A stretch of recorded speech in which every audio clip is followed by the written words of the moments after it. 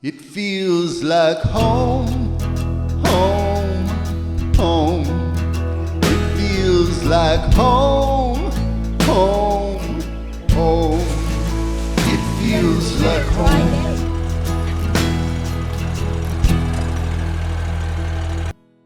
Friends, welcome to Weldon Home Basement Edition.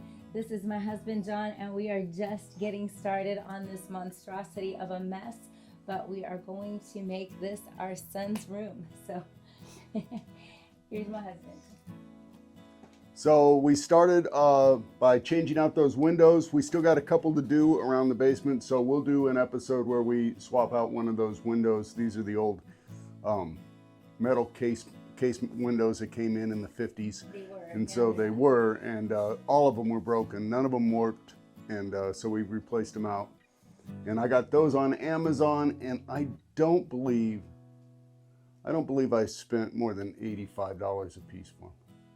So they were expensive enough, but if you go try to custom order those, you're up into $400 or $500. So, you know, always trying to save money. It was worth it to retrofit them, and I did have to do a little adjustment on the windows that we bought. They had little flanges coming off them that all had to be cut off, but I just used a grinding wheel and cut them off, and we'll do that on the one that we're going to install over there, and you'll see how you get them to fit right through, even though they're not exactly the right window. So what are we doing above you here? So right now, we're starting to figure out the electrical for John's room. The bonus room down here. We're gonna go ahead and put studs and put some kind of an outside casing so that the walls of his room are not the actual block walls of the basement. He'll have actual drywall. And when we do put in a stud wall, we'll go ahead and insulate that with plastic so that the moisture from the outside doesn't really affect the inside of the basement so much. Because you don't really want to coat these walls, even though somebody did with paint. You don't really want to do that. You want to allow them to breathe. That's how these things were designed. So, yeah, they painted this before we moved in, and I don't think it's the best paint in the world, so I'm not super worried about it not being able to breathe at all. So this is this line right here was our outside hose, and they had ran that underneath, so it was going underneath the whole way. And so I went ahead and cut it and drilled through the main rafters and ran so that her garden hose now will be up underneath the drywall ceiling that we're going to put here.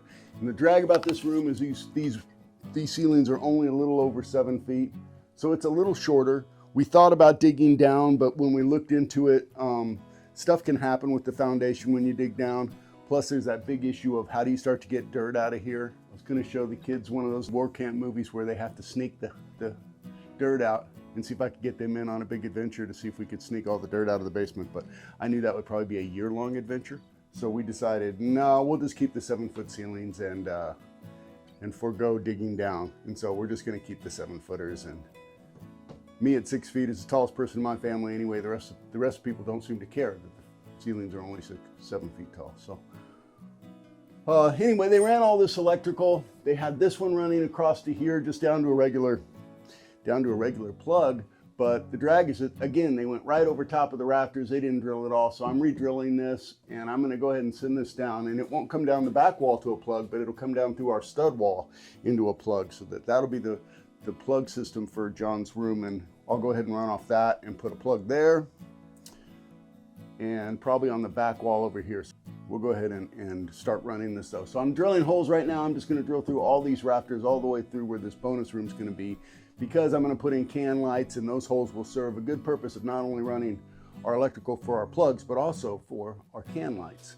And we'll be doing that all as we go, and I'll show you as we go, because my wife thinks it's going to be a great idea if we take our time and show everybody how we're refinishing our basement on the cheap.